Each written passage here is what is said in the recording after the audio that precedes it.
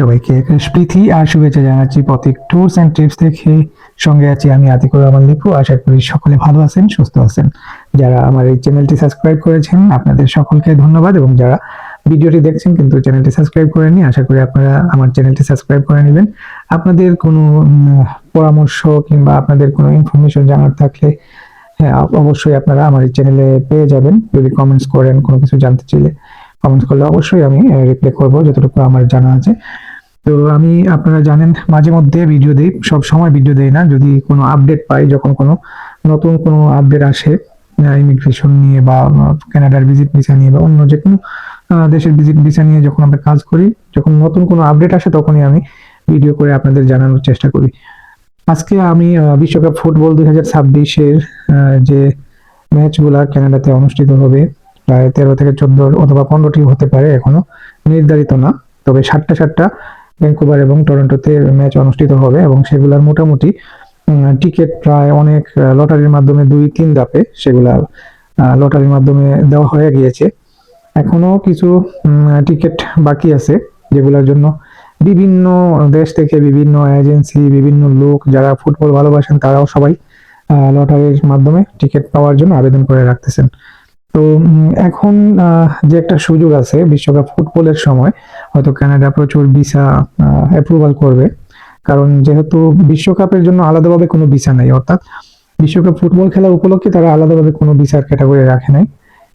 যে আপনি শুধু ফুটবল বিশ্বকাপের জন্য, যেমন রাশিয়াতে ছিল, ফুটবল বিশ্বকাপে আবেদন করার পরপরই তারা একটা ইনভাইটেশন পাঠিয়ে দিত এবং সেটা দিয়েই ভিসা পাওয়া যেত। বাট ওই রকম না।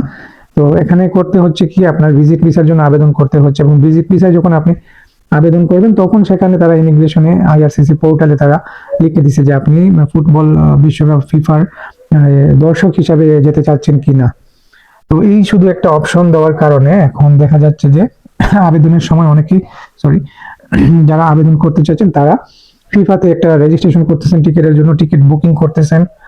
হ্যাঁ, তারপরে হচ্ছে গিয়ে ওই বুকিং করার পরে, রেজিস্ট্রেশন করার পরে এই যে আপনার রেজিস্ট্রেশন বা বুকিং করার যে ডকুমেন্টস গুলো আছে বা ইমেল যেটা আসবে সেগুলো দিয়ে আপনার হচ্ছে গিয়ে ফিফাতে আইআরসিসিতে যখন ভিজিট ভিসার আবেদন করবেন তখন সেখানে সিলেক্ট করবেন যে আমি ফিফা বিশ্বকাপ ফুটবলের দর্শক হিসেবে যেতে চাচ্ছি।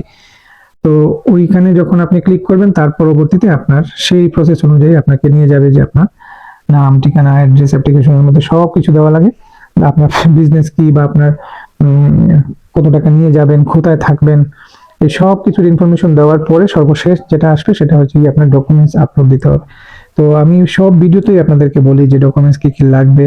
যারা বিজনেসম্যান আছেন তাদের trade licence, tin certificate, tax return, যারা চাকরিজীবী আছেন তাদের এনওসি লাগবে, চাকরির প্রমাণপত্র যেগুলো আছে সেগুলো লাগবে। সাথে হচ্ছে গিয়ে পাসপোর্ট, এনআইডি, ফ্যামিলি সার্টিফিকেট, আপনার হচ্ছে গিয়ে ছবি, তারপরে হচ্ছে গিয়ে ম্যারেজ সার্টিফিকেট যদি বিবাহিত হন, তারপরে বাচ্চা কাচ্চা থাকলে তাদের হচ্ছে গিয়ে আপনার জন্ম নিবন্ধন অথবা বাবা মার এনআইডি বা ম্যারেজ সার্টিফিকেট সহ আরো বেশ কিছু ফাইন্যান্সিয়াল ডকুমেন্টস, যেমন আপনার ইনকাম সোর্স কি, তারপরে হচ্ছে গিয়ে ব্যাংক স্টেটমেন্ট, সলভেন্সি, মোটামুটি ভালো একটা ফিগারের 10-12 লক্ষ টাকা মিনিমাম একজনের জন্য, তার চেয়ে বেশি থাকলে তো ভালো, মিনিমাম যেটা ফিগার। আর হচ্ছে গিয়ে আপনার হোটেল বুকিং, টিকিট বুকিং, এই সব কিছু মিলিয়ে বা ইনভাইটেশন থাকলে ইনভাইটেশন, এই সব কিছু মিলিয়ে আপনি ডকুমেন্টস গুলো সাজিয়ে ওই ফরম্যাট তৈরি করে প্রত্যেকটা ফোল্ডারে আলাদা আলাদা ভাবে সেই ডকুমেন্টস গুলো আপলোড করে তারপরে আপনার ভিসা কার্ড দিয়ে আপনার ভিসা ফিস এবং ফিঙ্গার ফিস গুলো জমা দিতে হয়, তারপরে আপনার অ্যাপ্লিকেশনটা সাবমিট করতে হয়। তো ওইটা করার পরে আবার ফিঙ্গারের ডেট নিতে হয়, তারপরে আপনি ফিঙ্গার দিবেন। ফিঙ্গার দেওয়ার পর হচ্ছে গিয়ে আপনার যদি ভাগ্য ভালো থাকে আর অফিসার যদি মনে করে আপনাকে ভিসা দেওয়া প্রয়োজন, বা আপনার যে সবসময় আমি বলি যে কপাল ভালো থাকলে, ভাগ্য ভালো থাকলে আপনি ভিসা পাবেন। তো এই হচ্ছে গিয়ে প্রসেসটা।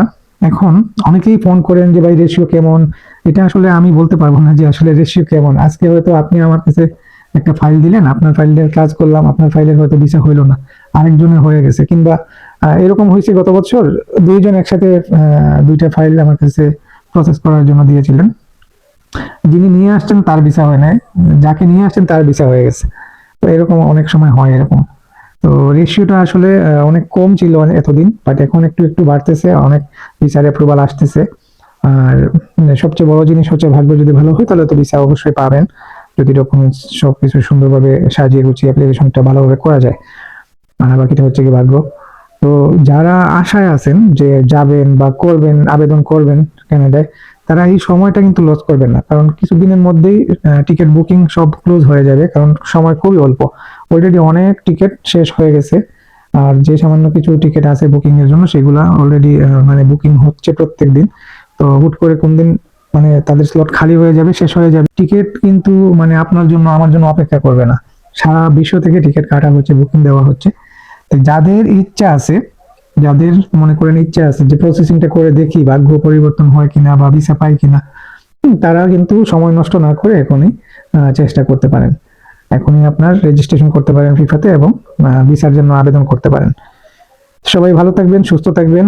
আর আমার ভিডিওটি ভালো লাগলে বা কোনো কিছু জানার থাকলে অবশ্যই কমেন্টস করবেন, আর আমার চ্যানেলটি অবশ্যই সাবস্ক্রাইব করে রাখবেন।